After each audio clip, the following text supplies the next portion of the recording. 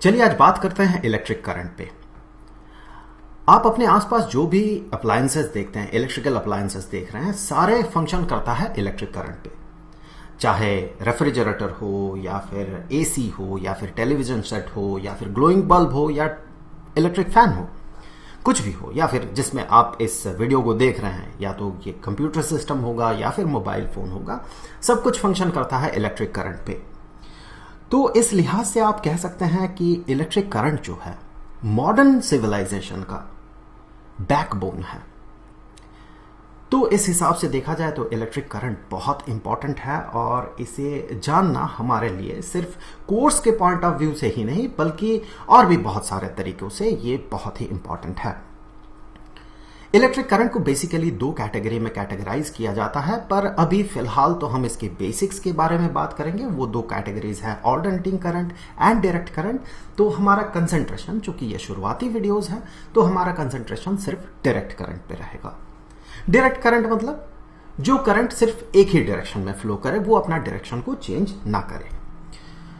तो electric current पढ़ते हुए ये मैं बिल्कुल ही क्लेम नहीं करूंगा कि आपको मैं एक ही वीडियो में सब कुछ बता सकता हूं या समझा सकता हूं, या किसी भी टॉपिक के लिए पॉसिबल नहीं है। बहुत सारे लोग बहुत कुछ क्लेम करते हैं, I am not going on that. So ये पॉसिबल नहीं है। बहुत सारे सवाल डेफिनेटली इस वीडियो के बाद आपके मन में आएंगे, तो उन सवालों को आप अनहेजिटेटिंगली आप कमेंट सेक्शन में लिख सकते हैं। मैं कोशिश करूंगा जो कि बेसिक सवाल जो राइज करता है मन में, उन सबको मैं क्लियर आउट कर सकूं। सबसे पहला, जैसे कि इलेक्ट्रिक करंट, इसे पहले हमने पढ़ा था स्टैटिक इलेक्ट्रिसिटी।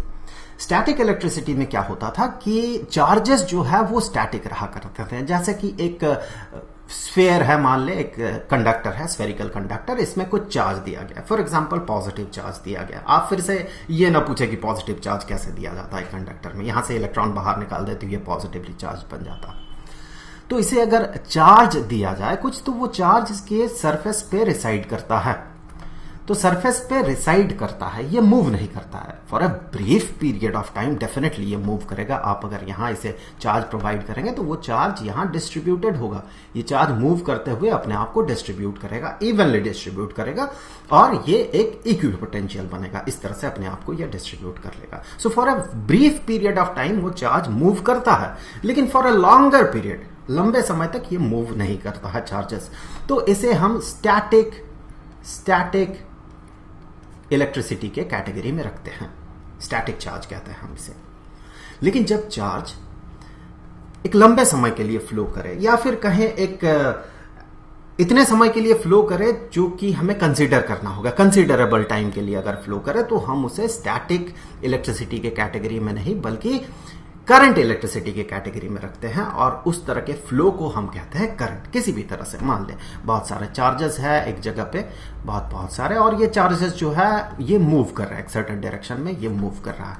तो हम यहां इन चार्जेस के जो मूवमेंट है इसे हम कहते हैं इलेक्ट्रिक करंट।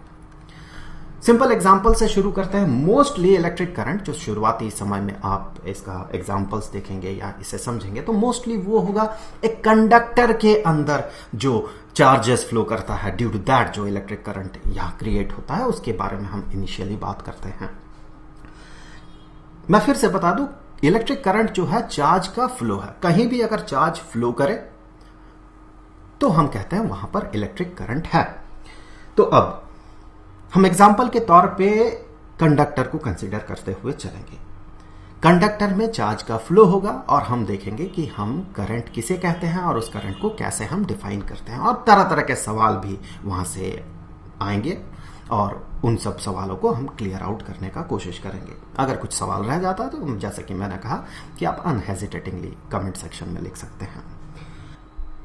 अब चार्जेस जो फ्लो करेंगे बिना किसी कारण का, बिना किसी कॉज का या बिना किसी सोर्स का, तो वो मूव नहीं कर सकता है। जैसे कि एक कहीं पर अगर चार्जेस है तो ये ऐसे ही अपने ही मन से यहां मूव करने तो नहीं लगेगा। तो इसके लिए हमें कुछ ऐसा सिचुएशन क्रिएट करना होगा जिससे कि चार्जेस का फ्लो हो। जैसे कि हमने एक एग्जांपल लिया कि एक जगह पे हमने पॉजिटिव चार्जेस का सोर्स रखा, बहुत सारे पॉजिटिव चार्जेस, बहुत सारे, एक बड़ा सा सोर्स पॉजिटिव चार्ज का, और एक निगेटिव चार्ज का सोर्स रखा। तो हमें पता है पॉजिटिव चार्ज से नेगेटिव चार्ज की तरफ इलेक्ट्रिक फील्ड लाइंस कुछ ऐसे ऐसे इलेक्ट्रिक फील्ड लाइंस बनेंगे और इलेक्ट्रिक फील्ड बनेगा पॉजिटिव चार्ज से नेगेटिव चार्ज की तरफ। लेकिन अगर यहां एयर रहे, चूंकि बहुत ही बुरा कंडक्टर होता है इलेक्ट्रिसिटी का, तो ये इन चार्जेस को फ्लो होने नहीं देगा। अब क्या किया जाए, इन दोनों सोर्सेस के बीच अगर हम रख देते हैं एक कंडक्टर को, तो एक कंडक्टर को यहां रखा गया। प्रैक्टिकली आपको ऐसे दो सोर्सेस नहीं मिलते हैं, इन दोनों के जगह पे हमें मिलता है एक बैटरी। जैसे कि एक बैटरी का ये नेगेटिव टर्मिनल और ये मान ले बैटरी का पॉजिटिव टर्मिनल। तो अगर बैटरी को हम इस तरह से, बैटरी के दोनों टर्मिनल्स को हम इस तरह से एक कंडक्टर के साथ, एक गुड कंडक्टर, इलेक्ट्रिसिटी का गुड कंडक्टर, एक मेटालिक मान ले सिलेंडर, उसके साथ जोड़ देते हैं, तो यहां इलेक्ट्रॉन्स जो है वो इस तरह से फ्लो करते हुए यहां पर पहुंचेगा और ये इलेक्ट्रॉन्स जो है वो ऐसे ये फ्लो करते हुए ऐसे इस पॉजिटिव टर्मिनल में आके समा जाएगा और यहां पर हमें दिखेगा करंट। तो बेसिकली प्रैक्टिकल टर्म पे अगर बात करें तो करंट हमें ऐसे दिखते हैं। चीजों को जस्ट सिंप्लीफाई करने के लिए या सिंपल रखने के लिए हमने एक सिचुएशन ऐसा कंसीडर किया। ये एक बहुत बड़ा सोर्स है पॉजिटिव चार्ज का, ये एक बहुत बड़ा सोर्स है नेगेटिव चार्ज का। अब यहां पर होगा क्या, ये जो है ये एक मेटालिक कंडक्टर है, मान ले बीच में रखा गया है। मेटालिक कंडक्टर करंट को अलाउ करता है फ्लो करने में, अपने अंदर से फ्लो करने में। ऐसा क्यों होता है, इसके पीछे का जो रीजन है ये आपको पता है, पिछले चैप्टर्स में आपने पढ़ा था। इसके पीछे का रीजन जो है वो ये है कि इसके अंदर होते हैं बहुत सारे फ्री इलेक्ट्रॉन्स, बहुत सारे फ्री इलेक्ट्रॉन्स। फ्री इलेक्ट्रॉन्स क्या होते हैं, वैसे इलेक्ट्रॉन्स जो अपने न्यूक्लियस के साथ स्ट्रांगली बाउंड नहीं है। आप कह सकते हैं बाउंड ही नहीं है। क्यों बाउंड नहीं है, वो जो एटम्स है अपने सराउंडिंग एटम्स के पोजीशन के कारण और उनके बीच का इलेक्ट्रिकल अट्रैक्शन और रेपल्शन के कारण ऐसा सिचुएशन बीच में क्रिएट होता है किसी किसी जगह पे, जहां पर कि जो वैलेंस इलेक्ट्रॉन होता है उसमें कोई भी नेट फोर्स नहीं लगता। उसका जो अपना न्यूक्लियस है उसे वो खींचता है और अपने आसपास के सराउंडिंग्स में जो भी नेबरिंग न्यूक्लियसेस है, न्यूक्लियई है, वो उन्हें अपोजिट डायरेक्शन में खींचता है, तो नेट फोर्स वहां जीरो हो जाता है और वो इलेक्ट्रॉन जो है वो फ्री बन जाता है। तो अगर यहां पर अब आप देखें कि ये जो पॉजिटिव चार्जेस का सोर्स है, ये इस पे एक फोर्स अप्लाई करेगा किस डायरेक्शन में, इस डायरेक्शन में, ये खींचेगा अपने तरफ, और ये नेगेटिव चार्जेस जो है इसे रिपेल करेगा उसी डायरेक्शन में। तो इस पे एक नेट फोर्स इस डायरेक्शन में अप्लाई होगा। सारे के सारे इलेक्ट्रॉन्स में, फ्री इलेक्ट्रॉन्स में एक नेट फोर्स ऐसे अप्लाई होगा। ऐसा सिचुएशन में कुछ लोग, कुछ अति ज्ञानी लोग यहाँ यूट्यूब में अवेलेबल तो हर जगह पे हैं, वो यहां पर आते हैं, फिर कहते हैं कि ड्रिफ्ट वेलोसिटी नहीं बताया, एटसेट्रा एटसेट्रा, और करंट इलेक्ट्रिसिटी बता दिया, वो कैसे। तो भाई मुझे लगता है ऐसे लोगों को यूट्यूब पर नहीं आना चाहिए वीडियो देखने, कम से कम उन्हें अपना ही चैनल खोल के वीडियो बनाना चाहिए, क्योंकि वो अति ज्ञानी लोग हैं। पहले ही वीडियो में, अगर करंट इलेक्ट्रिसिटी के पहले ही वीडियो में मैं आपको ड्रिफ्ट वेलोसिटी के बारे में बता दूं, then you will be definitely, from my point of view, you will be confused. There is no doubt about that. Confusion ज्यादा होगा, और फिर ज्यादा कंफ्यूजन से पता ही है क्या क्रिएट होता है, रट्टू पोपट्स क्रिएट होते हैं। तो ये मेरा इंटेंशन बिल्कुल नहीं है। So I am keeping the things very simple. So ये फ्री इलेक्ट्रॉन्स जो है, इन पे नेट फोर्सेस इस डायरेक्शन में एक्ट होगा। जैसे ही नेट फोर्स इस पे एक्ट होने लगेगा तो ये फ्री इलेक्ट्रॉन्स जो है ये इस डायरेक्शन में मूव करने लगेंगे। जैसे यहां से ये फ्री इलेक्ट्रॉन्स आगे बढ़ने लगेंगे तो वैसे ही यहां जो सोर्स है, यहां इलेक्ट्रॉन्स इस जगह को भर देगा और यहां से इलेक्ट्रॉन बाहर निकल जाएगा, इस सोर्स में पहुंच जाएगा। सो जो नंबर ऑफ इलेक्ट्रॉन्स है, फ्री इलेक्ट्रॉन्स है, वो कांस्टेंट रह जाता है कंडक्टर के अंदर। अगर करंट इलेक्ट्रिसिटी की बात करें तो, अगर इलेक्ट्रिक करंट फ्लो करे तो ऐसा नहीं है कि किसी एक समय पे बहुत सारे इलेक्ट्रॉन्स वहां पर पहुंच जाएगा कंडक्टर के अंदर, नहीं। जो नंबर ऑफ फ्री इलेक्ट्रॉन्स है ये हमेशा सेम रहेगा, और इसके कारण होता यह है कि इसका जो नेट चार्ज है, नेट चार्ज कंडक्टर का, ये नेट चार्ज जीरो ही रह जाता है। यहां भी आपके मन में सवाल आ सकता है कि इतने सारे फ्री इलेक्ट्रॉन्स है तो ये तो नेगेटिवली चार्ज होना चाहिए। भाई वो फ्री इलेक्ट्रॉन्स है, एक्स्ट्रा इलेक्ट्रॉन्स नहीं है। जितने प्रोटॉन्स है उतने ही इलेक्ट्रॉन्स है। ये अनचार्ज्ड एक बॉडी हमने यहां पर इंसर्ट किया था। ये जो बॉडी था ये एक अनचार्ज्ड बॉडी था। फ्री इलेक्ट्रॉन्स है लेकिन वो एक्स्ट्रा इलेक्ट्रॉन नहीं है, उसके रेस्पेक्टिव प्रोटॉन्स भी वहां पर अवेलेबल है, लेकिन बात यह है कि वो फ्री है, इसीलिए हम उन्हें इस तरह से ड्रॉ कर रहे हैं। सो नेट चार्ज हमेशा जीरो रह जाता है, क्योंकि जितने इलेक्ट्रॉन्स यहां से बाहर निकल के यहां आएगा उतने ही इस सोर्स से अंदर चला जाएगा। सो नेट चार्ज यहां जीरो होगा हमेशा। लेकिन चार्जेस जो है, इलेक्ट्रॉन्स जो है, वो इस डायरेक्शन में फ्लो करने लगेंगे। इसी फ्लो को हम कहते हैं करंट। बेसिकली अगर आप स्ट्रिक्ट मैनर में कन्वेंशनल करंट की बात करें तो उसका डायरेक्शन अपोजिट होता है।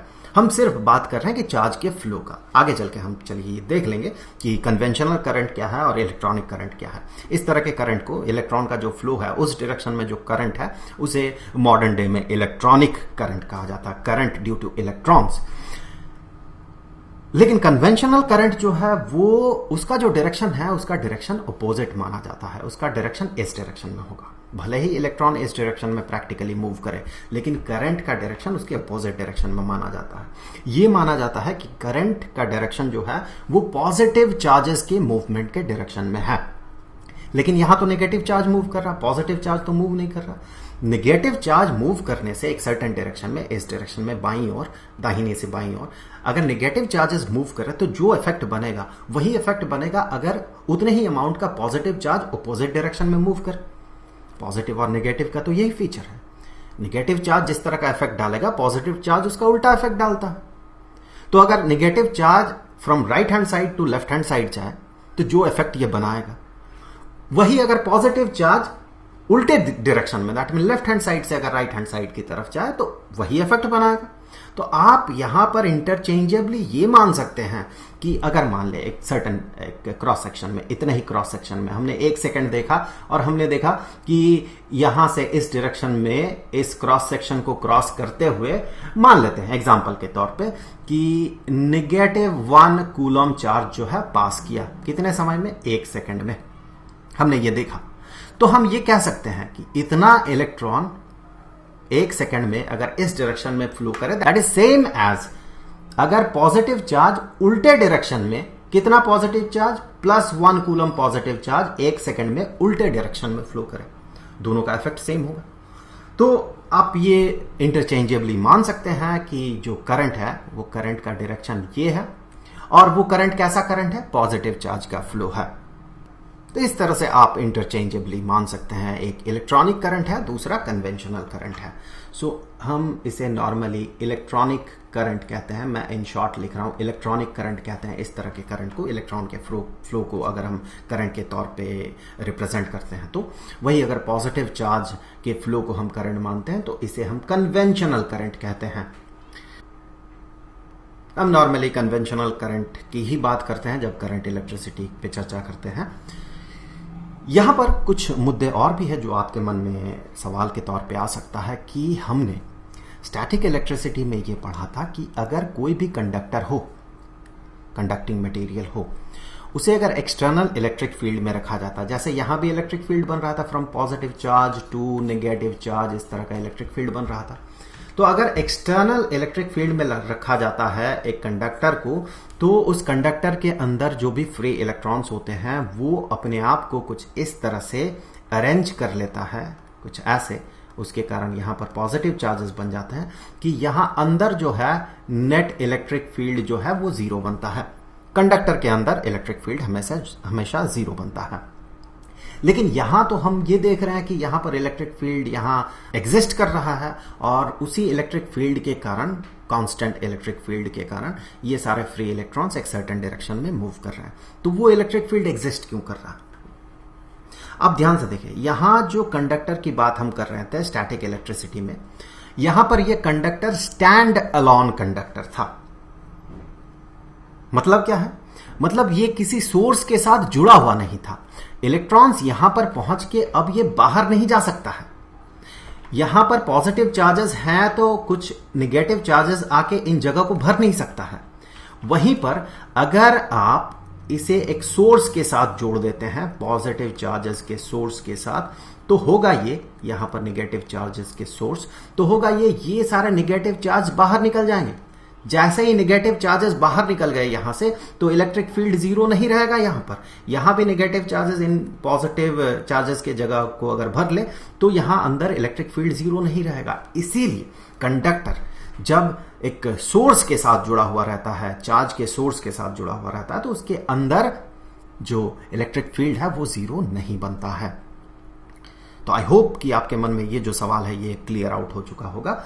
और ये कांस्टेंट इलेक्ट्रिक फील्ड ही रिस्पॉन्सिबल होता है इन फ्री इलेक्ट्रॉन्स को मूव करवाने में, और उसी के मूवमेंट को हम इलेक्ट्रॉनिक करंट कहते हैं। और उसी के अपोजिट डायरेक्शन में हम मानते हैं कि कन्वेंशनल करंट है, और हम बात करेंगे हमेशा आगे कन्वेंशनल करंट पे ही। अब हम चलिए करंट को डिफाइन कर लेते हैं। करंट को डिफाइन करने के लिए एक बार मैं क्या करता हूं, यहां पर एक कंडक्टर ड्रॉ कर लेता हूं। थोड़ा प्रैक्टिकल सेंस में अभी हम लोग ड्रॉ करेंगे इसे। सो एक conductor, cylindrical conductor, cylindrical metallic body एक मान ले, कुछ ऐसा, और इसे हम जोड़ देंगे एक सोर्स के साथ। सोर्स मतलब चलिए एक बैटरी के साथ हम जोड़ देंगे। तो अब इसे हमने जोड़ दिया एक बैटरी के साथ, बैटरी के पॉजिटिव टर्मिनल के साथ इधर और नेगेटिव टर्मिनल के साथ अपोजिट साइड को हमने ऐसे जोड़ दिया। इससे होगा क्या, यहां पर पॉजिटिव पोटेंशियल बनेगा, क्योंकि देखिए ये पॉजिटिव साइड है और ये नेगेटिव साइड है, तो यहां पर नेगेटिव पोटेंशियल बनेगा, पॉजिटिव और negative potential. So electric field lines कुछ ऐसे फ्लो होंगे, पॉजिटिव पोटेंशियल से नेगेटिव पोटेंशियल की तरफ, और अंदर जो भी फ्री इलेक्ट्रॉन्स होंगे उस पे जो फोर्स अप्लाई होगा उसी के अपोजिट डायरेक्शन में फोर्स अप्लाई होगा। तो चलिए कुछ फ्री इलेक्ट्रॉन्स ऐसे, कुछ फ्री इलेक्ट्रॉन्स ऐसे, और इन पे एक्ट कर रहा है कुछ फोर्स इस डायरेक्शन में, उसके कारण इसका फ्लो होगा, जिसे कि हम करंट कहते हैं। अब हमें उसी करंट को डिफाइन करना होगा कि हम एग्जैक्टली करंट किसे कहेंगे। यहां तो बहुत सारे फ्री इलेक्ट्रॉन्स मूव कर रहे हैं, तो सारे के सारे फ्री इलेक्ट्रॉन्स के मूवमेंट को हमें कंसीडर करना है, फिर करंट को डिफाइन करना है।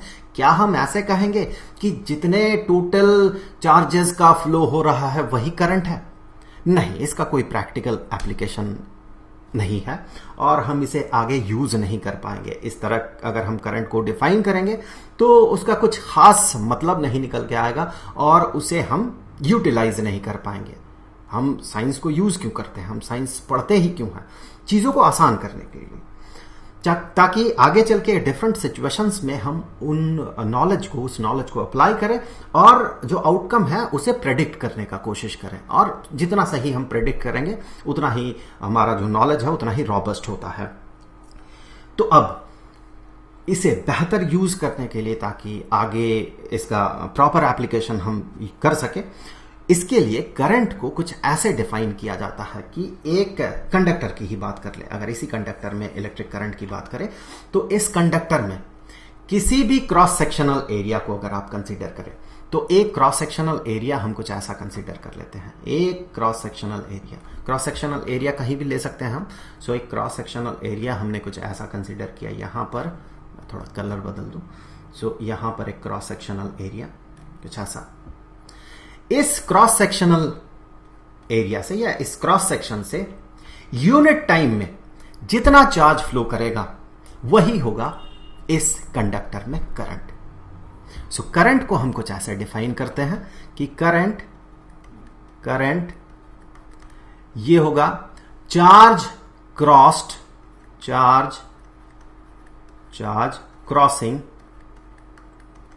इन शॉर्ट मैं लिख रहा हूं charge crossing through any cross section divided by time taken. हम इसे ऐसे भी कह सकते हैं charge crossing through any cross section per unit time. तो अगर हम यहां पर इसका यूनिट देखें, चार्ज क्रॉसिंग का यूनिट क्या होना चाहिए? चार्ज क्रॉसिंग का यूनिट कूलम होना चाहिए। कितना चार्ज क्रॉस किया, कूलम उसका यूनिट होगा। और टाइम का यूनिट क्या होना चाहिए? सेकंड होना चाहिए। तो करंट का जो एसआई यूनिट होता है, यहां हम एसआई यूनिट की बात कर रहे हैं दोनों ही, तो करंट का जो एसआई यूनिट होता है, ये एसआई यूनिट होता है कूलम पर सेकेंड। सो ये जो बात कर रहे हैं हम एसआई यूनिट की बात कर रहे हैं, और इसी को हम कहते हैं एम्पियर। इसे हम ए से डिनोट करते हैं। ए stands for ampere. So 1 ampere का मतलब होता है कि एक कूलम चार्ज किसी भी क्रॉस सेक्शन से अगर क्रॉस करे 1 सेकंड में तो वो बन जाता है 1 एम्पियर। तो यहां पर आप देखें कि क्रॉस सेक्शन हमने आर्बिट्रेरली इसे चूज किया। तो इस क्रॉस सेक्शन से मान ले 1 सेकंड में अगर 1 कूलम चार्ज पास होगा तो हम कहेंगे कि वहां जो करंट है वो 1 एम्पियर का है। लेकिन अगर क्रॉस सेक्शन हम कहीं भी कंसीडर कर ले, मान लेते हैं हमने क्रॉस सेक्शन जो कंसीडर किया यहां पर कंसीडर किया, तो क्रॉस सेक्शन यहां पर कंसीडर करने से भी अगर हम करंट को मेजर करें इससे भी, तो क्या सेम करंट हमें मिलेगा? बिल्कुल हां, करंट जो है वो सेम रहेगा, चाहे आप क्रॉस सेक्शन यहां पर कंसीडर करें या आप क्रॉस सेक्शन यहां पर कंसीडर करें, करंट सेम मेजर्ड होगा, करंट सेम रहेगा दोनों ही केस में। मतलब कि इस क्रॉस सेक्शन से 1 सेकंड में जितना चार्ज क्रॉस करेगा, इस क्रॉस सेक्शन से भी 1 सेकंड में उतना ही चार्ज क्रॉस करेगा। तो करंट यहां पर जितना होगा और करंट यहां पर जितना होगा, ये दोनों, मैं करंट के लिए CUR लिख देता हूं, सो करंट दोनों ही जगह पे जो है ये सेम होगा। रीजन क्या है इसका? आप इस लॉजिक को आगे चल के किरशॉफ्स फर्स्ट रूल जो है, जो कि है जंक्शन रूल, वहां आप यूज करेंगे। रीजन क्या है इसका? अगर आप एटॉमिक लेवल पे देखें तो इसके पीछे का रीजन क्या है? आप देखिए, ये जो कंडक्टर है ये कंडक्टर अनचार्ज्ड है। अगर मान ले ऐसा नहीं होता कि चार्जेस जो है यहां से जितना फ्लो करके अंदर आ रहा है यहां से उतना फ्लो करके बाहर नहीं जा रहा। फॉर एग्जांपल, चलिए एग्जांपल के तौर पे हम मान लेते हैं, अभी ये जो सिचुएशन है ये तो अनचार्ज्ड बॉडी है, भले ही यहां पर फ्री इलेक्ट्रॉन है लेकिन है तो अनचार्ज्ड बॉडी। यहां पर आप अगर 2-3 और फ्री इलेक्ट्रॉन्स डाल देंगे तब इस रीजन में जो है ये नेगेटिव चार्ज आ जाएगा एक्स्ट्रा, अगर एक्स्ट्रा इलेक्ट्रॉन आप डाल सकते हैं तो। अब यहां अगर मान लेते हैं कि 5 इलेक्ट्रॉन्स अंदर आते हैं, 1 2 3 4 5, मतलब यहां से अंदर आया 5 इलेक्ट्रॉन्स और यहां से बाहर निकला सिर्फ 1 इलेक्ट्रॉन, तो देखिए 4 इलेक्ट्रॉन्स जो है ये 4 इलेक्ट्रॉन्स हो जाएंगे एक्स्ट्रा एक सर्टेन पॉइंट ऑफ टाइम में। इसी तरह से ये अगर कंटिन्यू होते जाए तो बहुत सारे एक्स्ट्रा फ्री इलेक्ट्रॉन्स यहां पर आ जाएंगे। तो यहां ये जो रीजन है ये रीजन निगेटिवली चार्ज्ड रीजन बन जाएगा, जो कि प्रैक्टिकली पॉसिबल नहीं है। कितनी देर तक ये होगा? कितना जमावड़ा होगा इलेक्ट्रॉन का एक ही जगह में? अब आप पूछेंगे क्यों नहीं होगा? इसके पीछे का अगर एग्जैक्ट रीजन देखें तो आप देखें, अगर कभी भी ऐसा होता है कि कुछ एक्स्ट्रा इलेक्ट्रॉन यहां पर आ गया इस रीजन में, इस रीजन की बात कर रहे हैं हम, कोई भी आप रीजन कंसिडर कर लें, तो इस रीजन में अगर कभी भी कुछ भी एक्स्ट्रा इलेक्ट्रॉन आ जाता है, फॉर एग्जाम्पल मान लेते हैं कुछ एक्स्ट्रा इलेक्ट्रॉन्स यहां पर आ गए किसी भी तरह से, तो अब ये रीजन जो है ये तो नेगेटिवली रीजन बन गया, ये वाला रीजन। ये क्या करेगा?